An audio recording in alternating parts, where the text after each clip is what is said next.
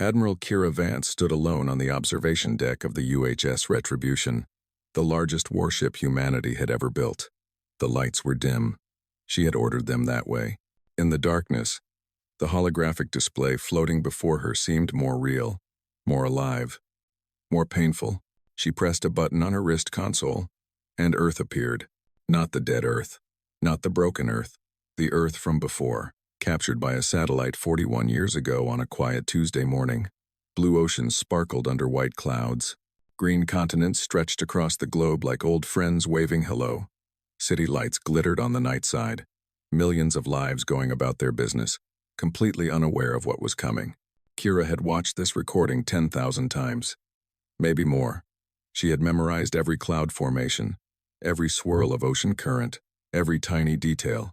Her daughter had been down there somewhere, in a small apartment in Vancouver, probably making breakfast for her own children, Kira's grandchildren. She had never met them in person. She had been stationed on Mars when it happened, preparing for a routine patrol mission. She had promised to visit for Christmas. Christmas never came. She pressed another button, and the recording continued. The first Zorvathi ships appeared at the edge of the solar system at 0347 hours, Universal Standard Time. There were thousands of them, more ships than humanity had ever seen in one place. They moved with terrible purpose, ignoring the outer planets, ignoring the defense stations that fired uselessly at their hulls. They came straight for Earth like wolves hunting a wounded deer. The battle lasted 6 hours. Humanity threw everything it had at the invaders. Battleships, fighters, orbital defense platforms, nuclear missiles, kinetic impactors. None of it mattered. The Zorvathi technology was centuries ahead. Human weapons bounced off their shields like raindrops off a window. Human ships exploded by the hundreds, while Zorvathi vessels pushed forward without slowing. By hour 7, the defense fleet was gone. Scattered debris and frozen bodies drifted where proud warships had once stood guard. And then, the Zorvathi planet crackers moved into position. Kira watched the recording with dry eyes. She had no tears left. She had cried them all out decades ago. The planet crackers were massive vessels, each one the size of a small moon. They positioned themselves in a precise formation around Earth and began charging their weapons. It took 3 hours. 3 hours while 8 billion people watched the sky and prayed to whatever gods they believed in. 3 hours while emergency broadcasts told people to stay calm, to seek shelter, to hope for rescue that would never come. At 1,342 hours, the planet crackers fired. Beams of pure energy, brighter than the sun, struck Earth's surface at 12 different points. The oceans began to boil. The crust cracked open like an egg. Magma erupted from wounds that stretched across entire continents. The atmosphere caught fire. 17 hours later, Earth was gone. Not conquered, not occupied, gone. A field of molten rock and scattered debris where a living world had once existed. 8 billion people, reduced to atoms and memory. Kira ended the recording. The holographic Earth vanished, and she stood alone in the darkness. 41 years. For 41 years, she had carried this weight. For 41 years, she had lived with a hole in her chest where her heart used to be. For 41 years, she had worked toward one single purpose: revenge. A soft chime interrupted her thoughts. She straightened her uniform and turned toward the door. Enter. The door slid open, and Commander Chen Wei stepped through. He was her second in command, a solid man in his 50s with gray hair and steady hands. He had been born on a refugee ship 3 months after Earth burned. He had never known a home world, never walked under an open sky without a helmet, never breathed air that wasn't recycled, but he had grown up on stories. Stories of green forests and blue oceans, stories of cities full of laughter, stories of everything humanity had lost. "Admiral," he said, his voice formal, "the fleet is assembled. All 900,000 ships report ready for departure. 900,000 warships." Kira let that number sink in. 40 years ago, the survivors of Earth's destruction had numbered just 12 million, scattered across colony ships, space stations, lunar bases, and Martian settlements. They were the last remnants of a species that had once dreamed of conquering the stars. In those early days, survival seemed impossible. Resources were scarce. Hope was scarcer, but humanity did not die. Humanity hid, humanity grieved, and then humanity got angry. The Exodus Protocol had been a secret project, created by paranoid military planners who wanted a backup plan in case Earth ever fell to an alien invasion. Most people thought it was a waste of money, a fantasy scenario that would never happen. Those paranoid planners had saved the human race. Hidden shipyards in asteroid belts, secret resource caches on distant moons, manufacturing templates stored in encrypted databases, everything humanity needed to rebuild, waiting in the darkness of space for survivors to find it. And find it they did. The first decade after Earth's destruction was about survival, finding food, water, shelter, keeping the population alive, keeping hope alive. The second decade was about growth, expanding the hidden colonies, increasing the population, building infrastructure. The third decade was about preparation, designing new weapons, training new soldiers, constructing warships by the thousands. The fourth decade was about one thing only: vengeance. Kira walked to the main viewport and looked out at the fleet.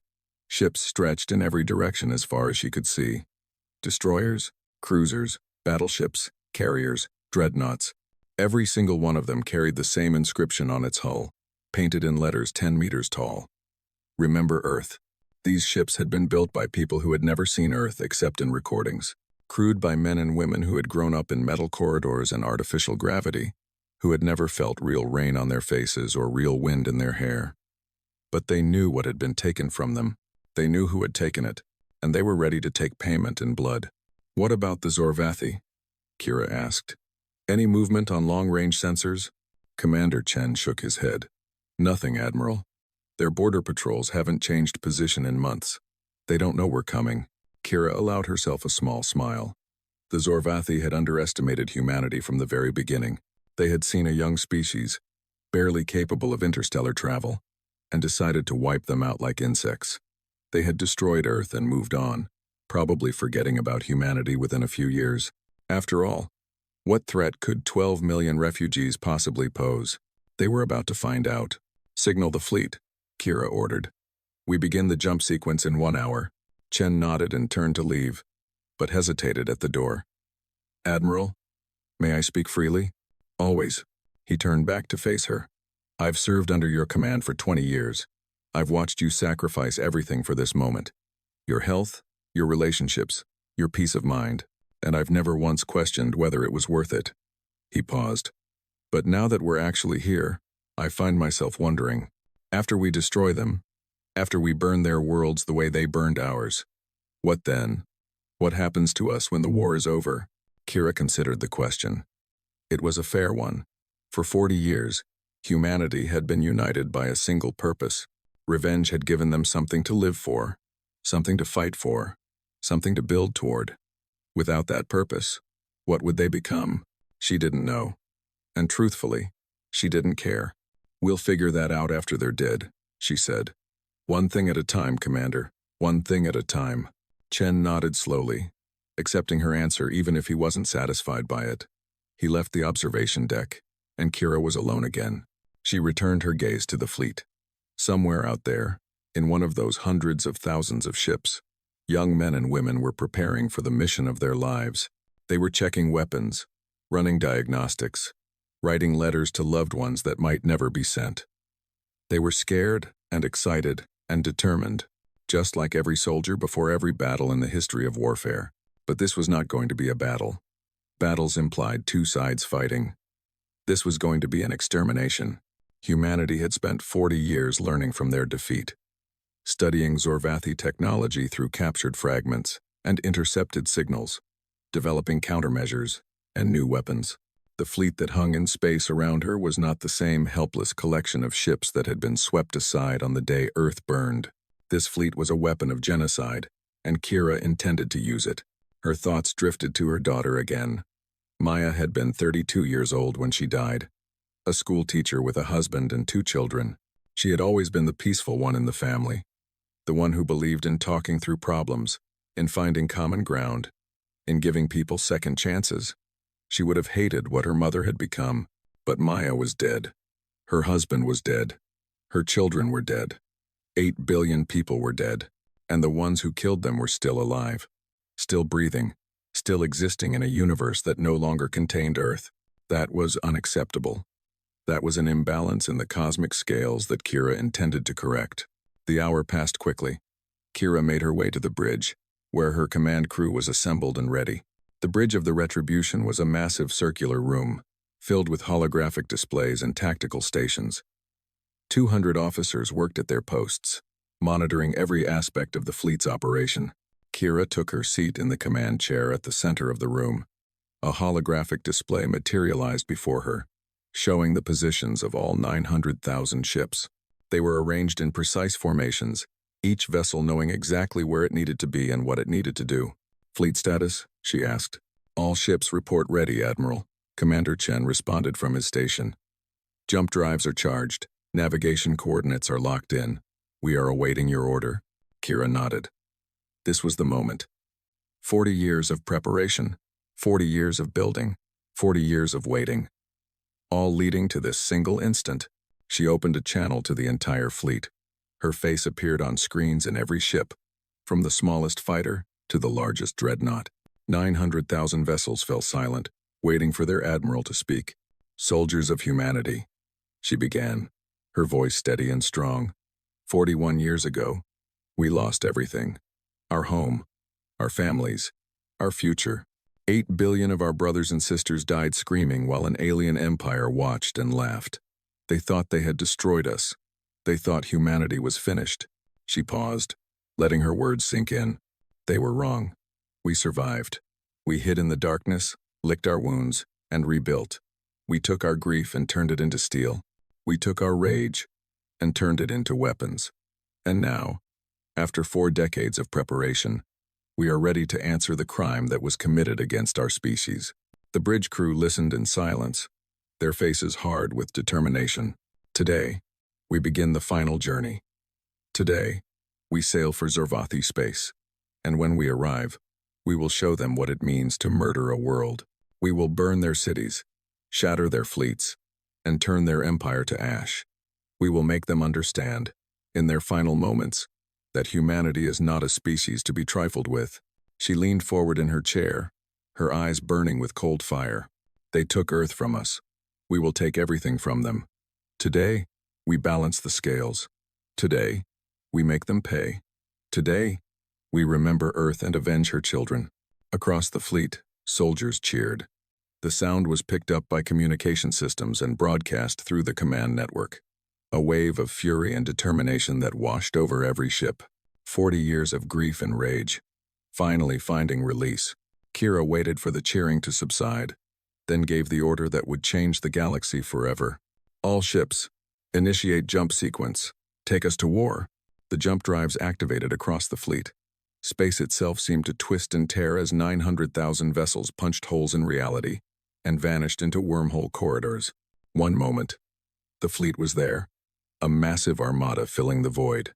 The next moment, they were gone, leaving behind only empty space and the distant stars. The journey to Zorvathi space would take months. The route was dangerous, passing through unstable wormhole corridors that no sane species would attempt. But humanity was no longer sane. Humanity was patient, furious, and precise.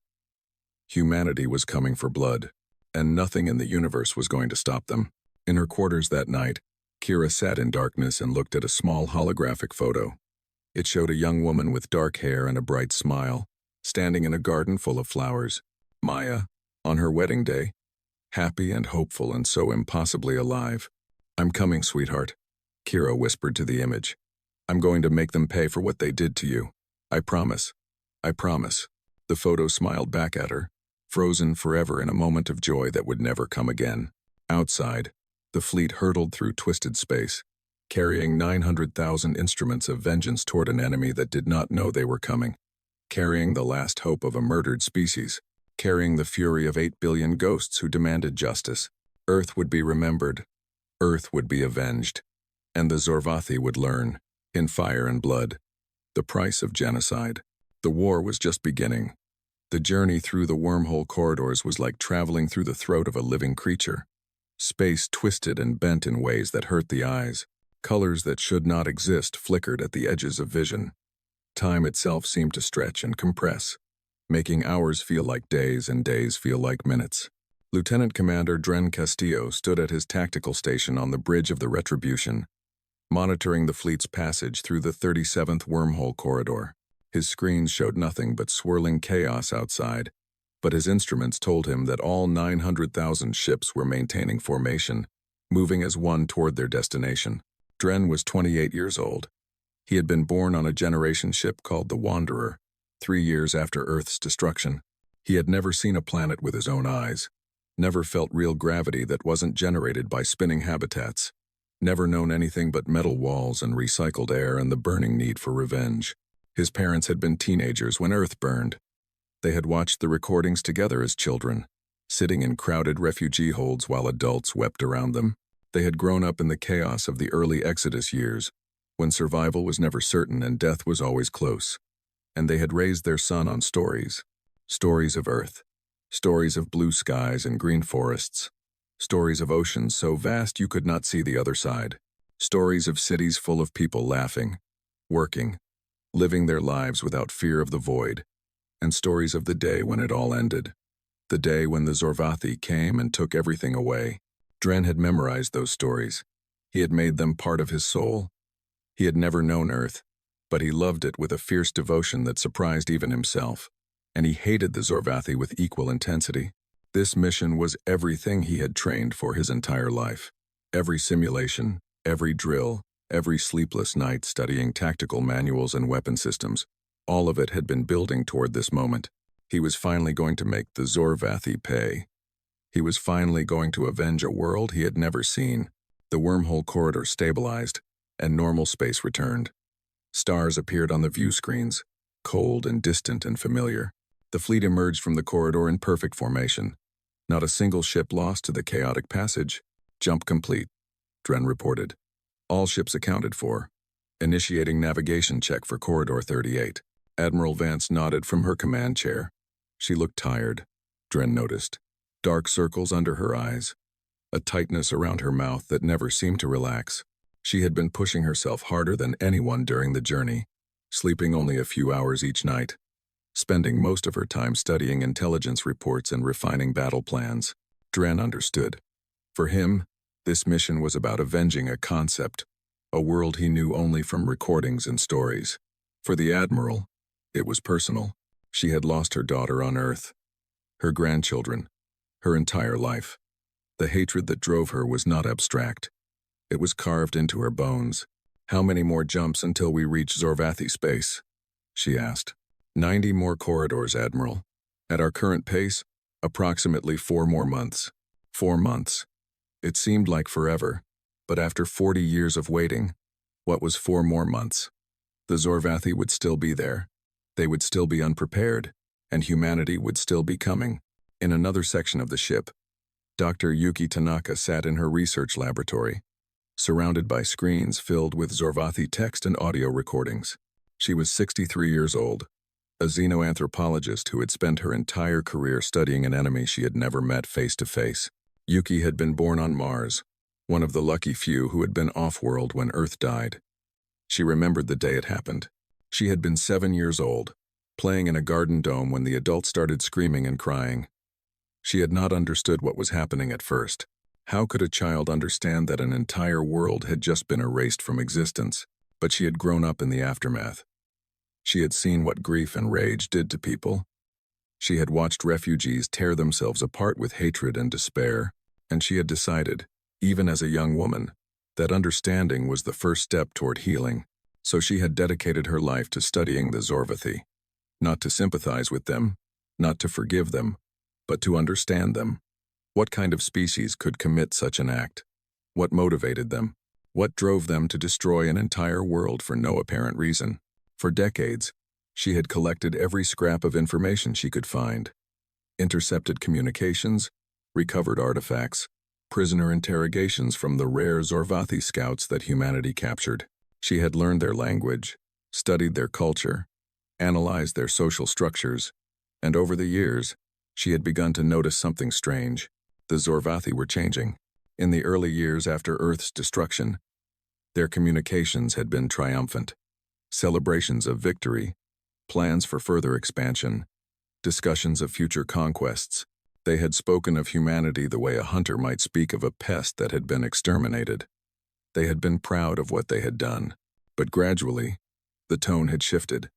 The triumphant broadcasts became less frequent. Reports of military operations became scattered and confused. Communications between Zorvathi worlds grew shorter, more desperate, more fearful. And then, about 15 years ago, they had nearly stopped entirely. Yuki had reported her findings to military intelligence multiple times. Something was wrong in the Zorvathi Empire. Something had changed. But no one wanted to hear it. The military was focused on revenge, not analysis. They did not care what was happening to the Zorvathi. They only cared about making them suffer. Now, as the fleet drew closer to Zorvathi space, Yuki's unease was growing. The most recent intercepted signals were deeply troubling. Distress calls that went unanswered. Pleas for help from isolated outposts. Automated emergency beacons repeating the same warning over and over. Quarantine in effect. Do not approach. Something was very wrong. And Yuki was afraid that when the fleet finally arrived at Zorvathi Prime, they would not find what they expected. She gathered her latest findings and made her way to the Admiral's ready room. It was time to make her concerns heard, whether anyone wanted to listen or not. Admiral Vance was reviewing tactical projections when the door chimed. She looked up, irritated at the interruption. Enter. Dr. Tanaka stepped through, clutching a data tablet to her chest like a shield. Vance knew the xenoanthropologist by reputation. Brilliant researcher, but too soft for military work, too focused on understanding the enemy rather than destroying them. Admiral, I apologize for interrupting, but I have information that I believe is critical to the mission. Vance leaned back in her chair. Then speak, Doctor. Quickly. Yuki took a deep breath and began. She explained her research, her decades of studying Zorvathi communications, the gradual changes she had observed. She showed Vance the data, the intercepted signals, the distress calls, the quarantine warnings. Something catastrophic has happened to the Zorvathi Empire, she concluded. I believe they may be in a state of collapse. We need to proceed with caution. We need to understand what we are sailing into before we commit to battle. Vance listened in silence, her expression unreadable. When Yuki finished, the Admiral sat motionless for a long moment. Let me understand, Vance said finally. You are suggesting that we slow down, that we hesitate, that we show caution toward the species that murdered 8 billion human beings. I am suggesting that we gather intelligence before. The Zorvathi showed no caution when they burned Earth. Vance interrupted, her voice cold. They did not hesitate. They did not try to understand us. They simply destroyed us. And now you want me to pause, to consider their feelings, to worry about what might be happening in their empire. Admiral, that's not what I have 900,000 ships filled with soldiers who have trained their entire lives for this mission. Their parents died on Earth. Their grandparents died on Earth. They have carried the weight of genocide for 40 years, and now they are finally going to have justice. Vance stood, her eyes burning with barely contained fury. I will not tell them to wait. I will not tell them to be careful. And I will not let your research, your sympathy for monsters undermine what we have built. I have no sympathy for them, Yuki said quietly. I lost family on Earth too. My grandmother, my aunts and uncles, cousins I never got to meet. I want justice as much as anyone, but justice requires understanding, and something is wrong with this mission. Something does not add up. Vance walked to the viewport and stared out at the stars. Your concerns are noted, Doctor. You may return to your research, but do not bring me speculation again. Bring me facts, or bring me nothing. Yuki wanted to argue, but she knew it would be pointless. The Admiral's mind was made up. The entire fleet's mind was made up. They had spent 40 years building toward this moment, and nothing was going to stop them now. She left the ready room and walked slowly back to her laboratory. The corridors of the Retribution were busy with crew members preparing for battle, checking weapons, running drills. Everyone she passed had the same look in their eyes. Determination, anticipation, hunger. These were not people who wanted to understand. These were people who wanted to kill. And Yuki could not blame them. She understood their rage. She shared it, deep in her heart, but understanding did not make her fear go away. Something was waiting for them at Zorvathi Prime. something that was not in any of their battle plans. And Yuki could not shake the feeling that when they found it, everything would change. The weeks passed slowly. The fleet continued its journey through wormhole corridor after wormhole corridor, drawing ever closer to Zorvathi space. Dren Castillo spent his time running combat simulations, drilling his tactical teams, preparing for every possible scenario. But there was one scenario no one had prepared for. One possibility that had never been included in the training programs or the strategic planning sessions. The possibility that when they finally arrived, there would be no enemy to fight. 3 months into the journey, the fleet encountered its first sign that something was wrong.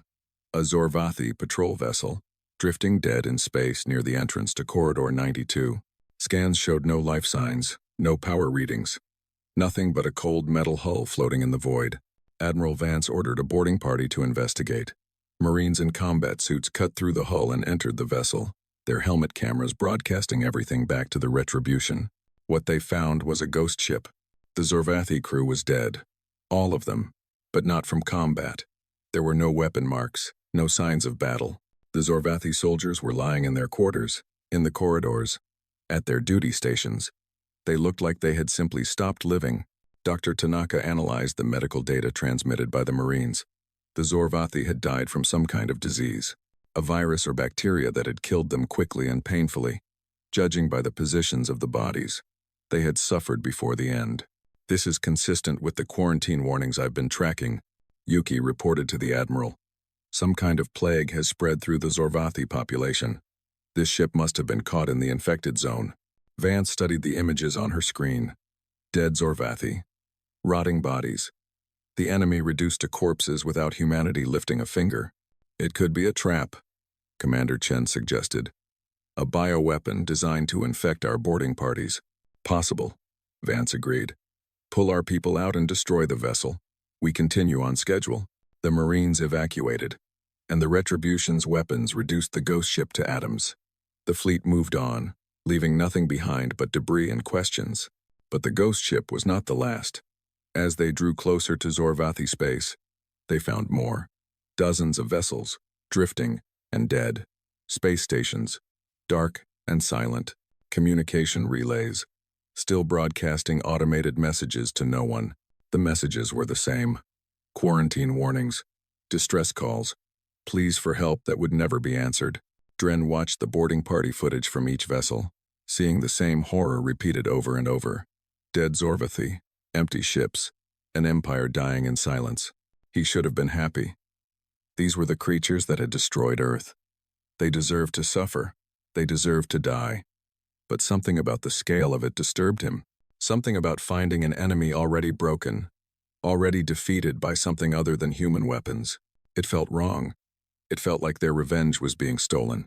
He pushed the thought aside. It did not matter how the Zorvathi died.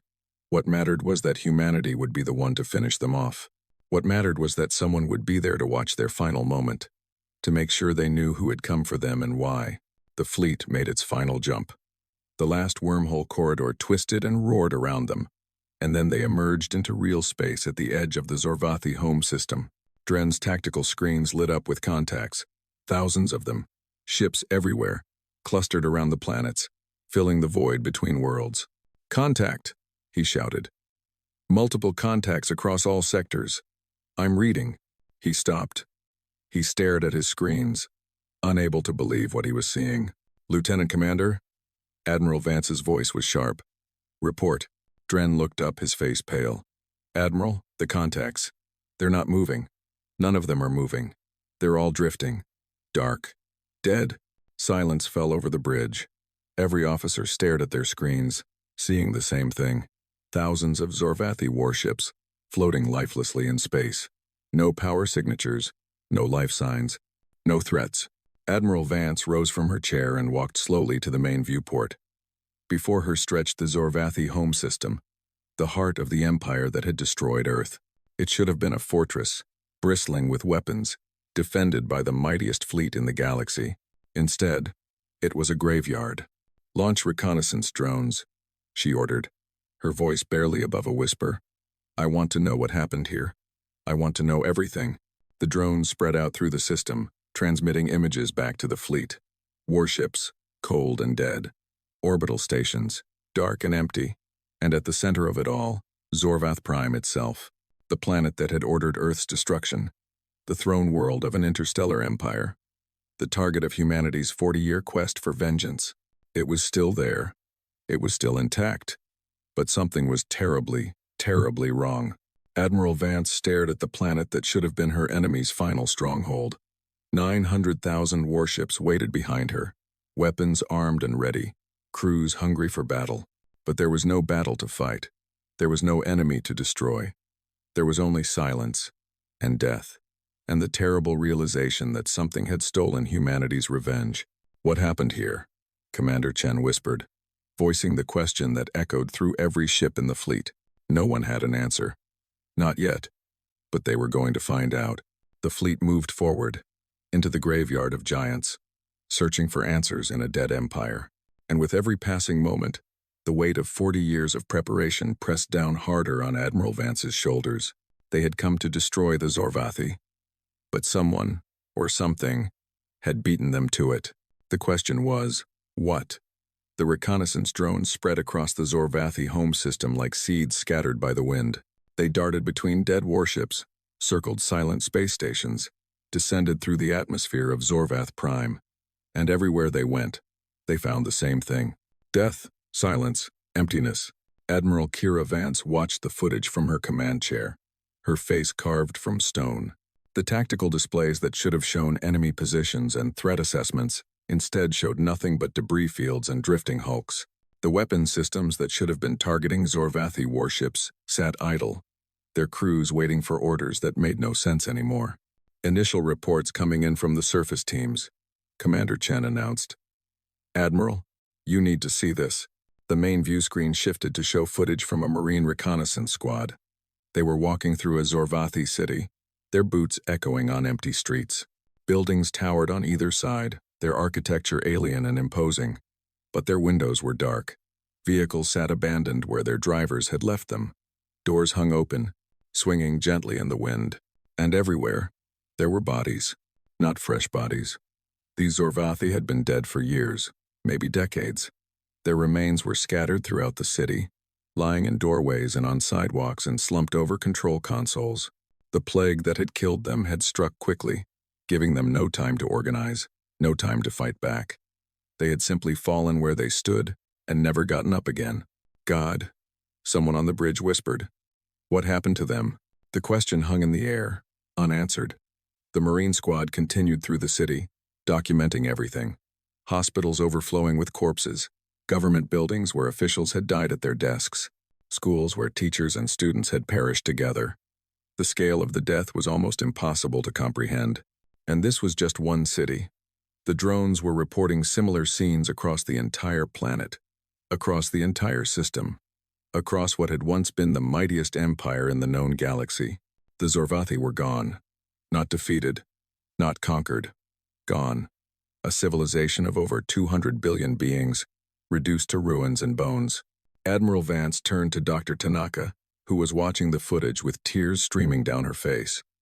The xenoanthropologist had spent her career studying the Zorvathi from a distance. Now she was seeing them up close for the first time, and they were all dead. Doctor, Vance said, her voice flat. I need answers. What killed them? Yuki wiped her eyes and pulled up her analysis on a datapad. Based on the preliminary medical scans, it appears to be a biological agent, a virus or bacterium specifically engineered to target Zorvathi physiology. Extremely lethal, extremely contagious. It would have spread through their population like wildfire. A bioweapon, Commander Chen said. Someone attacked them with a bioweapon. Yes, but the question is who? Yuki hesitated, then continued. Admiral, I've been analyzing the genetic structure of the pathogen. It's not natural. It was definitely engineered. And the engineering signatures match Zorvathi biotechnology. Vance stared at her. You're saying they did this to themselves? I'm saying the weapon that killed them was made by their own scientists. Whether they released it intentionally or by accident, I cannot yet determine. But this was not an attack by an outside force. This was their own creation. The bridge fell silent. 900,000 warships, built over 40 years, crewed by soldiers burning for revenge. all gathered around a dead world to fight an enemy that had already been destroyed by its own hands. Dren Castillo sat at his tactical station, trying to process what he was hearing. This was not how it was supposed to happen. They were supposed to arrive in a blaze of glory, guns firing, missiles flying. They were supposed to carve their vengeance into the heart of the Zorvathi Empire with plasma and steel. They were supposed to watch their enemies die and know that humanity had won. Instead, they had arrived too late. The victory had already happened, and they had played no part in it. Admiral Vance rose from her chair. "I'm going down to the surface," she announced. "I want to see this for myself." Commander Chen stepped forward. "Admiral, we haven't confirmed the pathogen is inactive. The risk." "I don't care about the risk." Vance's voice was sharp. "Dangerous. I have waited 41 years to stand in the ashes of the Zorvathi Empire. I will not do it through a view screen. Prepare my shuttle." An hour later, Vance's shuttle touched down in the central plaza of the Zorvathi capital city. She stepped onto alien soil for the first time in her life, surrounded by Marine guards and scientific personnel. The air was thin and cold, filtered through her helmet, carrying the faint chemical smell of decay even after all these years. The city stretched around her in every direction. It had been beautiful once, she could tell. Graceful towers reaching toward the sky, gardens filled with strange plants, public spaces designed for millions of beings to gather and live and work. The Zorvathi had built something impressive here, something that spoke of culture and civilization and achievement. And now it was a tomb. Vance walked through the silent streets, past the bodies of her enemies, past the wreckage of their world. Her Marines spread out around her, securing positions out of habit even though there was no threat. Dr. Tanaka followed close behind, scanning everything, collecting samples, documenting the death of a species. They reached the Imperial Palace, a massive structure at the heart of the city. Its gates stood open, unguarded. Vance walked through them without hesitation, her boots echoing on marble floors that no living Zorvathi would ever walk again. The throne room was vast. Banners hung from the ceiling, faded and torn. Pillars lined the walls, carved with images of conquest and glory. And at the far end, on a raised platform, sat the imperial throne. It was empty now, but the body of the last Zorvathi emperor lay before it, collapsed in death like all his subjects. Vance approached the throne and looked down at the corpse of the being who had ordered Earth's destruction. He was tall, even lying down. His scales had once been bright purple, the color of royalty, but they had faded to gray in death. His eyes were empty sockets, staring at nothing. This was the monster she had come to kill. This was the architect of genocide. And he was already dead, had been dead for years, rotting in his palace while humanity spent decades building weapons to destroy him. Vance stood over the body for a long time, saying nothing. Then she spoke, her voice barely above a whisper. "You murdered my daughter. You murdered my grandchildren. You murdered 8 billion people. And I never got to watch you die. I never got to see fear in your eyes. I never got to tell you why." She kicked the corpse. It crumbled slightly, ancient and fragile.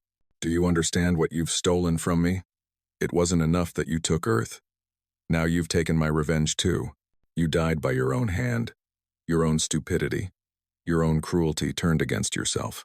And I will never, never get to punish you the way you deserved." Her voice cracked. For the first time in 40 years, Admiral Kira Vance felt tears sliding down her cheeks. Not tears of grief, not tears of joy, tears of rage and frustration, and a loss so profound she could not name it. She had built her entire life around this moment. She had sacrificed everything, her health, her relationships, her sanity, for the chance to stand over the ruins of the Zorvathi Empire and claim victory for humanity. And now that moment had come, and it meant nothing. The enemy was already dust.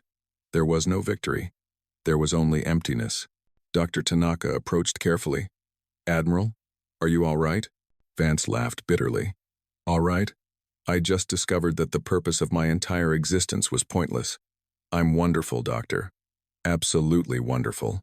She turned away from the throne and walked toward the windows. Outside, she could see more of the dead city, more ruins, more corpses. The empire that had terrified the galaxy was gone, wiped out by a plague of its own making. "Tell me what you've learned," she said, her voice steadier now. "Tell me how this happened. Dr. Tanaka consulted her datapad. Based on records we've recovered from government facilities, the plague began approximately 32 years ago, shortly after the destruction of Earth. How shortly? Within months. The virus was developed by the Zorvathi military caste as a weapon for future conquests. It was designed to be incredibly lethal to other species, while leaving Zorvathi immune. But something went wrong during the victory celebrations after Earth's destruction. A containment failure. The virus escaped into the general population. Vance listened in silence, her jaw tight. At first they thought they could contain it. They quarantined affected areas, restricted travel, implemented emergency protocols. But the virus spread too fast. It had been engineered to be unstoppable, and it proved exactly that. Within 5 years, it had reached every corner of their empire. Within 10 years, their civilization had effectively collapsed. By 20 years, there were only scattered survivors left, isolated pockets of population too small to maintain any kind of organized society. How many survive now? Our estimates suggest approximately 3 million Zorvathi remain alive, scattered across the empire in small settlements, surviving on subsistence, agriculture, and salvage. They no longer have space travel. They no longer have advanced technology. They're essentially living in the ruins of their ancestors' achievements. 3 million out of 200 billion. The Zorvathi had killed more of their own people than they had killed humans when they burned Earth. Poetic justice, Commander Chen said over the comm link. They created a weapon of genocide, and it turned on them.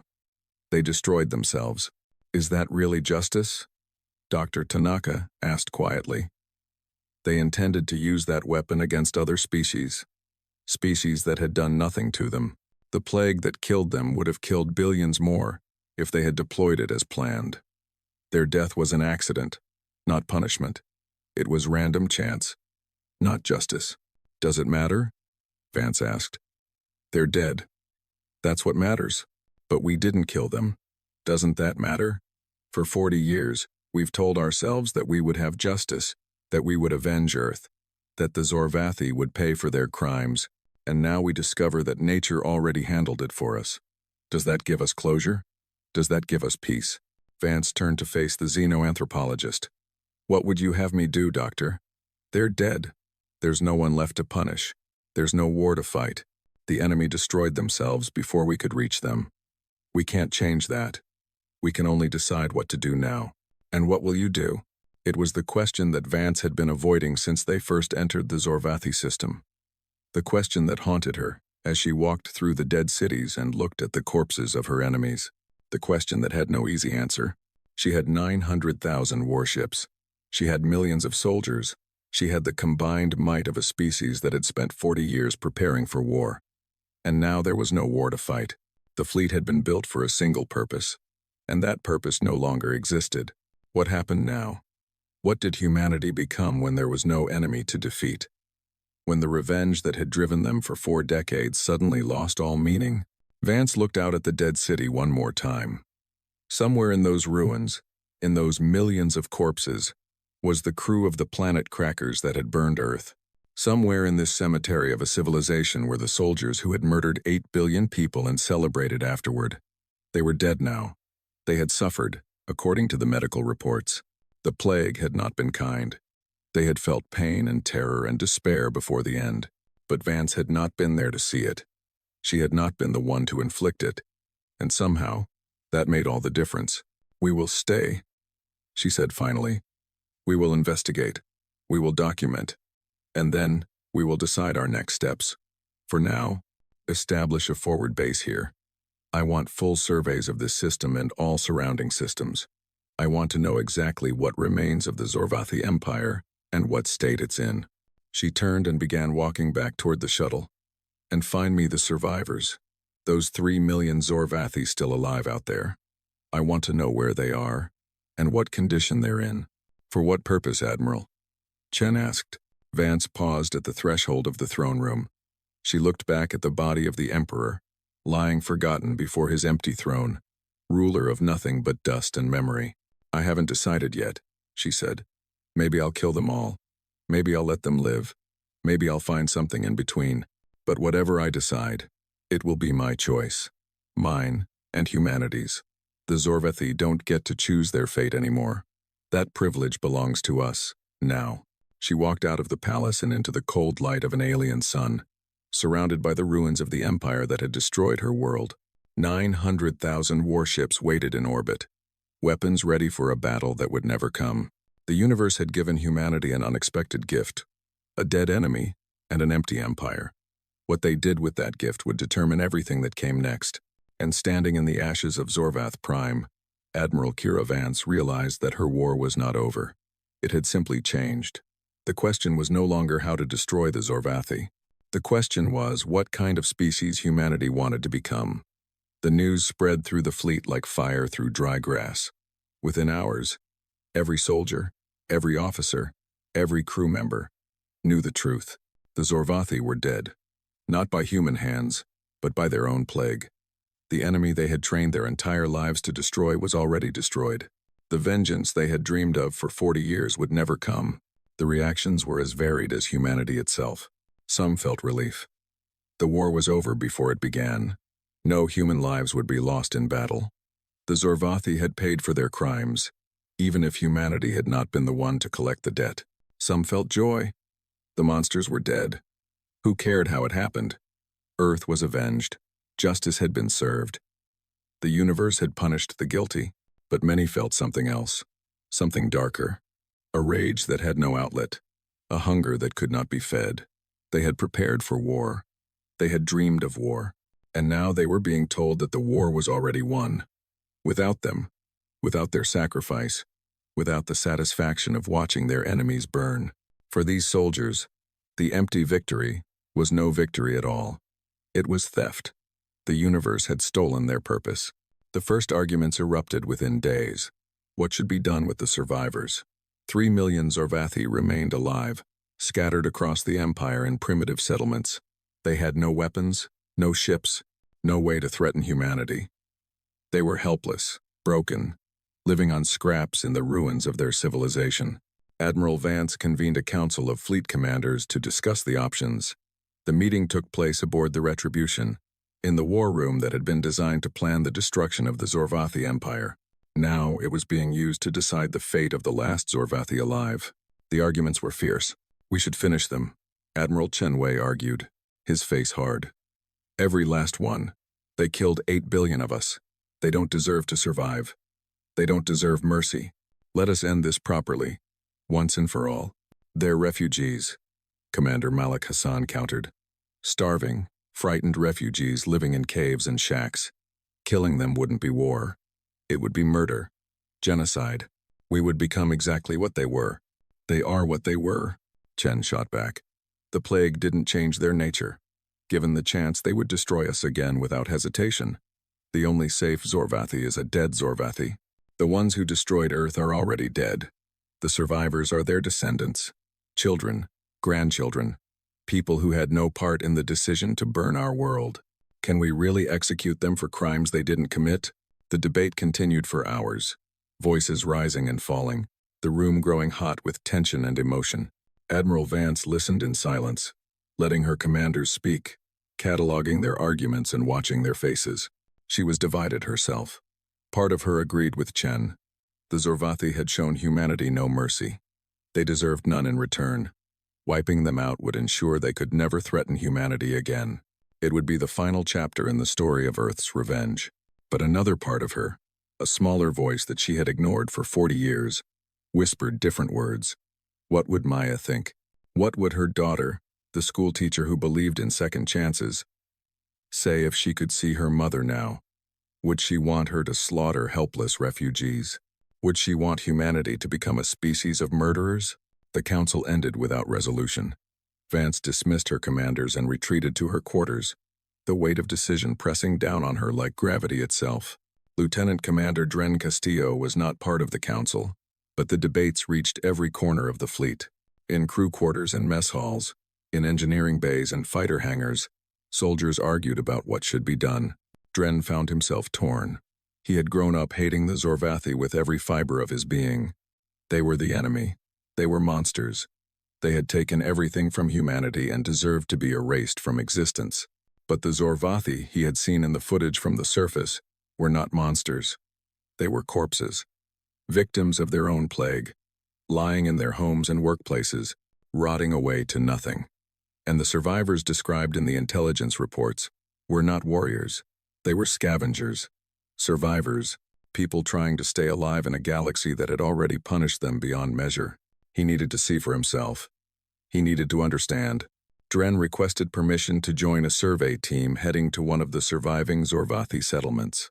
His request was approved. 3 days later, he was on a shuttle descending through the atmosphere of a planet called Zorvathi Tertius, toward a collection of crude buildings huddled in a valley between dead forests. The shuttle landed outside the settlement, and Dren stepped onto alien soil for the first time in his life. The air was breathable but thin, with a metallic taste that made him want to cough. The landscape was brown and gray, the colors of a world dying slowly from neglect. The survey team approached the settlement carefully, weapons ready but not raised. They had been told not to expect resistance, but old habits died hard. These were Zorvathi. Even now, even helpless, the name carried weight. The settlement was smaller than Dren expected. Perhaps 200 structures, built from salvaged materials and rough stone. No technology visible, no vehicles, no communications equipment. The Zorvathi who emerged to meet them were thin and ragged, their scales dull with malnutrition, their eyes hollow with fear. They did not resist. They did not attack. They simply stared at the human soldiers with expressions that Dren could only interpret as despair, as resignation, as the look of people who had been waiting for death and finally saw it arriving. One of the Zorvathi stepped forward, older than the others, with faded purple scales that might once have been impressive. He spoke in the Zorvathi language, his voice weak and trembling. Dr. Tanaka had been teaching Dren basic Zorvathi for weeks. He understood only fragments, but enough to get the meaning. You are humans. You have come to finish us. We understand. We accept. Please make it quick. Dren stared at the alien. This was his enemy. This was a member of the species that had destroyed Earth, and he was begging for a quick death, resigned to extinction, expecting nothing but the final blow. We're not here to kill you, Dren heard himself say. The translator device on his uniform converted his words to Zorvathi. We're here to survey, to understand, to see what remains. The old Zorvathi looked confused. You will not execute us? Not today. Not unless you give us a reason. The confusion deepened into something that might have been hope, fragile and disbelieving. We have waited 30 years for this moment. Since the plague took everything, we knew humans would come eventually. We knew you would want revenge. We have accepted it. Our ancestors committed a great evil. We have lived in the shadow of that evil our entire lives. Dren did not know how to respond. He had expected many things from this encounter. Hostility, perhaps. Defiance. Maybe even pride. He had not expected acceptance. He had not expected an enemy who acknowledged their guilt and waited patiently for punishment. The survey continued through the day. Dren walked through the settlement, observing the Zorvathi going about their meager existence. They had little food, gathered from the dying land around them. No medicine, no tools beyond what they could make by hand. They were living in the ruins of their ancestors' achievements, remembering what had been lost, waiting for the end. Near the center of the settlement, Dren found a group of Zorvathi children playing in the dirt. They were small and thin, their scales still developing, their eyes wide with curiosity as they watched the human soldiers pass. One of them broke away from the group and approached Dren, holding something in its small hands. It was a drawing, crude, made with plant pigments on rough paper. It showed a circle, colored blue and green, floating in a black sky. What is this? Dren asked, pointing at the drawing. The child looked up at him and spoke words that the translator rendered haltingly. The beautiful world. The one we killed. The elders tell stories about it. They say it was the most beautiful place in all the stars. They say we destroyed it, and that is why the gods punished us. Dren took the drawing from the child's hands. He stared at it, this crude representation of Earth, drawn by a being who had never seen it, who knew it only as a legend of guilt and shame. To this child, Earth was not a world that had been murdered. It was a sin, a warning, a reason for everything bad that had happened to the Zorvathi. He had come here expecting monsters. He had found children who drew pictures of his homeworld and told stories about the evil their ancestors had committed. Dren returned to the Retribution that night with more questions than answers. The rage that had burned in him for his entire life was still there, but it was no longer simple. It was no longer pure. The Zorvathi were his enemy, but they were also people, broken, starving, dying people who had inherited the consequences of crimes they had not committed. What did justice look like now? What did vengeance mean when the guilty were already dead and only the innocent remained? Admiral Vance was asking herself the same questions. In her quarters, she replayed recordings from the survey teams, watching footage of Zorvathi settlements across the former empire. Everywhere, the same story. Survivors living in poverty, waiting for death, accepting their fate. Dr. Tanaka came to her with a proposal. It was radical, perhaps impossible, but it was the first idea that offered something other than destruction or stalemate. Admiral, we have 900,000 warships and 12 million humans with no homeworld. The Zorvathi have dozens of habitable planets, crumbling infrastructure, and a dying population that cannot maintain any of it. What if we stopped thinking of this as a war and started thinking of it as an opportunity? Vance looked at her sharply. Explain. The Zorvathi Empire is dead. The Empire, Admiral, not the species. 3 million survivors remain, but they have nothing. No ships, no weapons, no organization, no hope. Meanwhile, humanity has everything except land to stand on. We've been living in space for 40 years, dreaming of Earth, but we can never go back to Earth. It's gone. Tanaka leaned forward, her eyes bright with conviction. The Zorvathi took our home, but now we have the chance to take theirs. Not through conquest, not through genocide, but through inheritance. We take their worlds. We rebuild their cities. We make their empire into our empire. Humanity inherits the stars. And the survivors? The 3 million Zorvathi still alive? That's the harder question. But there are options. We could exile them to the outer territories, give them a few barren worlds to call their own, let them live out their days away from us, remembering what they lost. Or, Tanaka hesitated, or we could integrate them, slowly, over generations, let them become part of the new civilization we're building. Show them that humanity can be better than the Zorvathi ever were. Vance sat in silence for a long moment. The idea was audacious, insane even, but it also made a terrible kind of sense. Humanity needed a home. The Zorvathi worlds were empty. The equation was simple. If you could look past the oceans of blood that separated the two species, you're asking me to forgive them, she said finally. No, Tanaka replied. I'm not asking you to forgive anything. What the Zorvathi did was unforgivable. Nothing will ever change that. Nothing will ever make it right. But we're not talking about the past anymore. We're talking about the future. And the future is not about revenge. It's about survival. It's about what we become next. Vance thought about her daughter, Maya, who had believed in second chances. Maya, who had dedicated her life to teaching children, to helping them become better than they were. What would Maya want her to do? She didn't know. She would never know. Her daughter was dead, reduced to atoms when Earth burned, her voice silenced forever. But somewhere in her memory, Vance could still hear that voice, gentle and patient and full of hope. Let me think about it, she told Tanaka. Let me think. But even as she said the words, she knew that she was already thinking, already considering, already imagining a future that looked different from the one she had planned for 40 years. The war was over.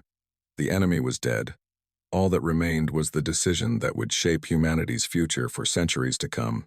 And standing in her quarters, surrounded by the ghosts of the past and the possibilities of the future, Admiral Kira Vance began to realize that maybe, just maybe, there was something more important than revenge. Maybe there was tomorrow. Admiral Kira Vance stood on the bridge of the Retribution, looking out at the fleet that had carried humanity's hope for 40 years. 900,000 warships hung in the void around Zorvath Prime, their weapons cold, their purpose uncertain. For days, the fleet had waited, crews restless and divided, while their commander wrestled with a decision that would shape the future of their species. The time for waiting was over. Vance opened a channel to the entire fleet. Her face appeared on screens in every ship, from the smallest fighter to the largest dreadnought. Millions of eyes turned toward her, Waiting, hoping, fearing, she had prepared a speech. She had written and rewritten it dozens of times, trying to find the perfect words to explain what she was feeling, what she had decided, what she wanted humanity to become. But standing there, looking at the faces of her soldiers, she realized that perfect words did not exist. There was only truth. 41 years ago, she began, her voice steady. I watched Earth burn. I watched the world where I was born, where I raised my daughter, where my grandchildren were taking their first steps, disappear in fire and ash. 8 billion people died that day. My family among them, my life among them, everything I had ever loved, gone in 17 hours. She paused, letting the weight of those words settle over the fleet. I survived because I was on Mars. A routine patrol assignment. Nothing special. Just chance. Just luck. And for 41 years, I have carried the guilt of that survival. Why me? Why was I allowed to live when so many others died? What made me worthy of drawing another breath when my daughter never would? The bridge crew watched her in silence. No one moved. No one spoke. I found my answer in revenge. I told myself that I had survived for a reason, that my purpose was to make the Zorvathi pay for what they had done, that I would spend every remaining day of my life building the weapon that would destroy them. And I did. We all did. Together, we built this fleet. Together, we created the most powerful military force the galaxy has ever seen. Together, we prepared for the day when we would balance the scales and avenge our murdered world. She gestured toward the viewport, toward the dead planet hanging in space beyond. And now we are here, at the heart of the Zorvathi Empire, standing in the ashes of our enemy. And what do we find? Nothing. Empty ships, dead cities, a civilization destroyed by its own cruelty. The monsters who burned Earth are already dead, killed by a plague of their own making. The victory we spent 40 years earning has been stolen from us. Vance could feel the restless energy in the fleet. The frustration, the rage. These were people who had been promised war, promised vengeance, promised a chance to strike back at the enemy who had taken everything from them. And now she was telling them that none of it would happen. I know what many of you are thinking, she continued. I have felt it myself. The unfairness of it. The hollow emptiness of arriving too late. We wanted to watch them die. We wanted to be the ones who pulled the trigger. We wanted them to know, in their final moments, that humanity had come for them. And now that chance is gone forever. She took a deep breath. So what do we do now? Some of you want to finish the job. Hunt down the survivors. Kill every last Zorvathi alive. Regardless of whether they were involved in Earth's destruction, turn genocide into extinction. End the story once and for all. The words hung in the air, heavy and dangerous.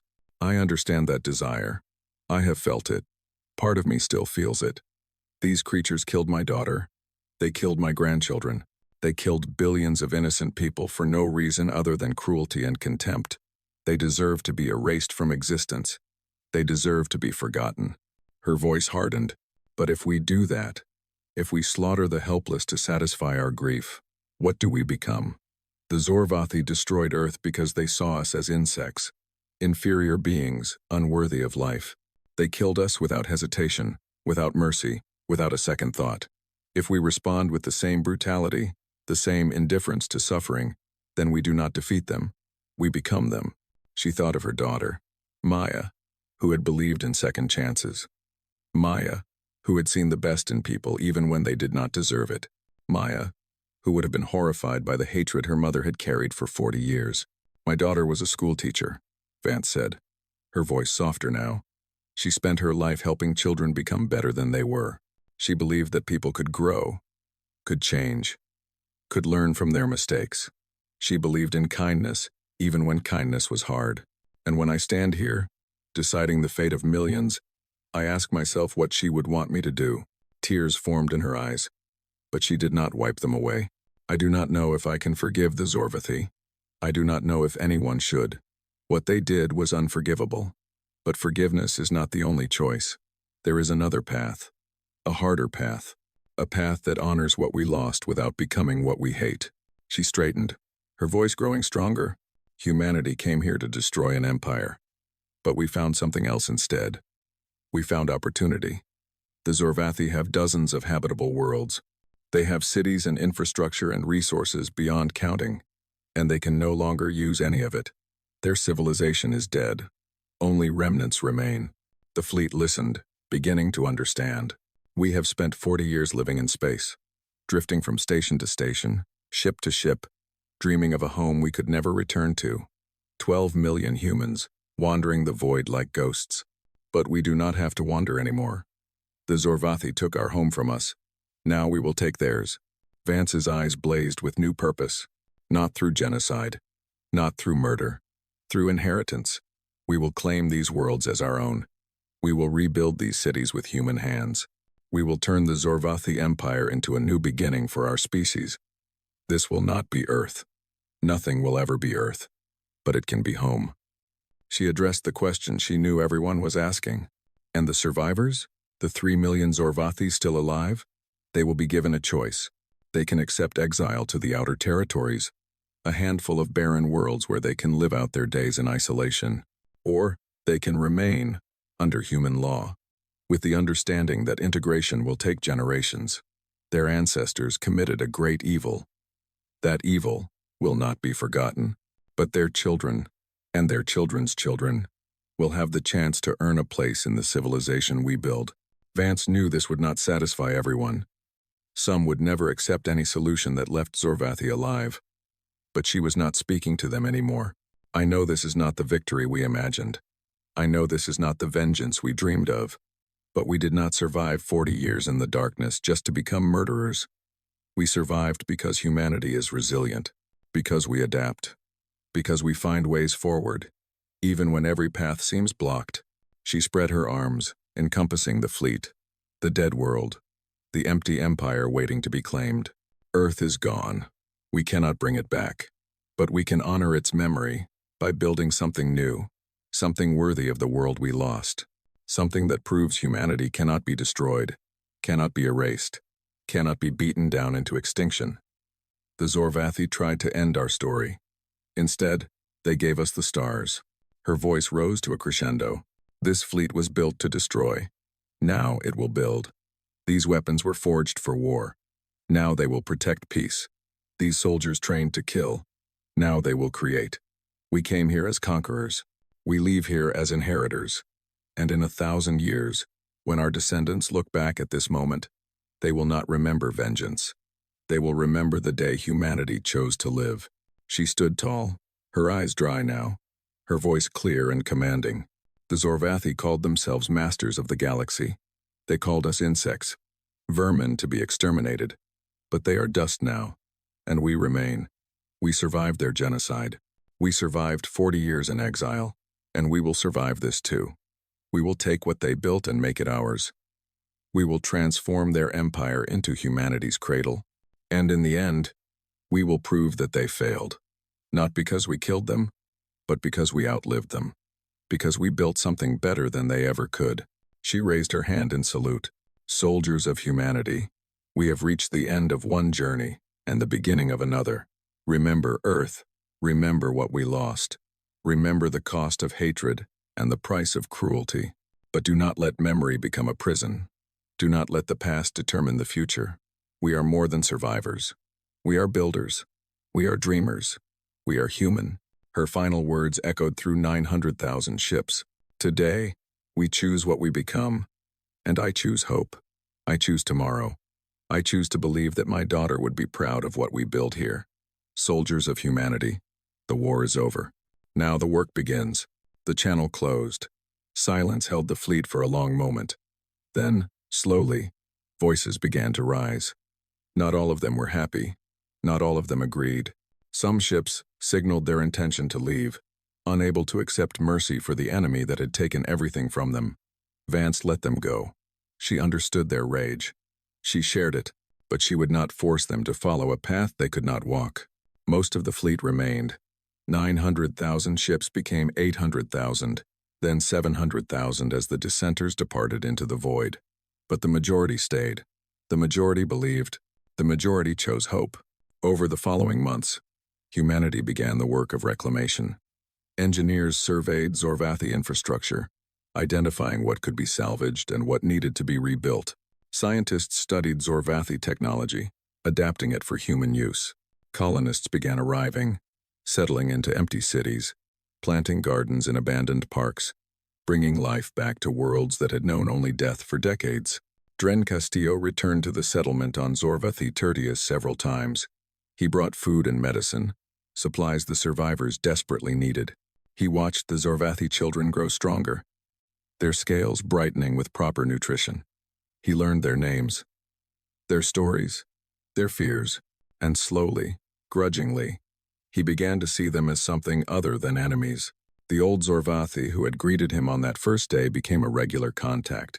His name was Torvak, and he had been a historian before the plague. He knew the truth about Earth's destruction. He knew what his ancestors had done, and he spent his remaining years teaching the younger generation to remember the crime, to honor the victims, to ensure that such evil was never repeated. Dr. Yuki Tanaka continued her research, documenting the history of both species, recording the story of how humanity came to inherit the Zorvathi Empire. She wrote books that would be read for generations, explaining the choices that had been made and the reasons behind them. She became a bridge between the two species, helping them understand each other even when understanding was difficult. And Admiral Kira Vance oversaw it all. She watched the cities rise from ruins, the ships transform from weapons into tools, the soldiers become settlers. She watched humanity plant its flag on 100 worlds, building the foundation of a new civilization among the stars. 1 year after the fleet's arrival, Vance stood on a balcony overlooking the capital of Zorvath Prime, now called New Terra. The city had been transformed. Human architecture rose alongside Zorvathi structures, creating something new, something that belonged to neither species alone. In the square below, children played, human and Zorvathi together, their laughter echoing off ancient walls. Commander Chenwei approached her, carrying a data pad. "Admiral, the Council has finalized the new inscription. They want your approval before they begin carving it." Vance took the pad and read the words that would be carved into every ship, every monument, every building in the new human civilization. "Remember Earth, but live for tomorrow." She smiled, the first genuine smile she could remember in 40 years. "Approved." Chen nodded and turned to leave, but Vance called him back. "Commander, do you remember what you asked me before we left on this mission? What would happen to us when the war was over?" "I remember, Admiral." She looked out at the city, at the children playing, at the future being built before her eyes. "I think I finally have an answer. We become something new, something we never expected, something better." Chen followed her gaze, seeing what she saw. Hope, growth, tomorrow. "I think you're right, Admiral. I think you're right." That night, Vance returned to her quarters and pulled out the holographic photo of her daughter. Maya smiled at her, frozen forever in a moment of joy, a reminder of everything that had been lost. "I don't know if I did the right thing." Vance whispered to the image. "I don't know if you would approve. But I tried, Maya. I tried to be better than my rage. I tried to build something instead of destroy something. And maybe, in the end, that's enough. Maybe that's what you would have wanted." The photo smiled back at her, saying nothing, judging nothing. But in the silence, Vance felt something she had not felt in 41 years. Peace. Outside her window, the first stars of evening appeared over New Terra. Somewhere in that vast darkness, humanity was spreading across the galaxy, claiming worlds, building cities, creating a future. They carried the memory of Earth with them, a wound that would never fully heal, a loss that would never be forgotten. But they also carried hope. They carried possibility.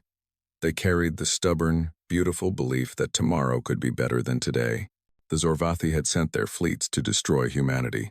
They had burned Earth and killed billions and believed they had won. But standing in the ashes of their empire, building a new civilization from the ruins of the old, humanity proved them wrong. Not through revenge, not through genocide, through survival, through adaptation, through the simple, profound choice to keep living, to keep building, to keep believing that life was worth living.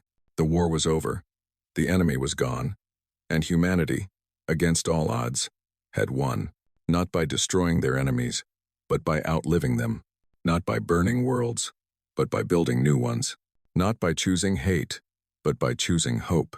The shift was complete. The story was just beginning, and somewhere in the stars, the children of Earth looked up at the night sky and dreamed of tomorrow.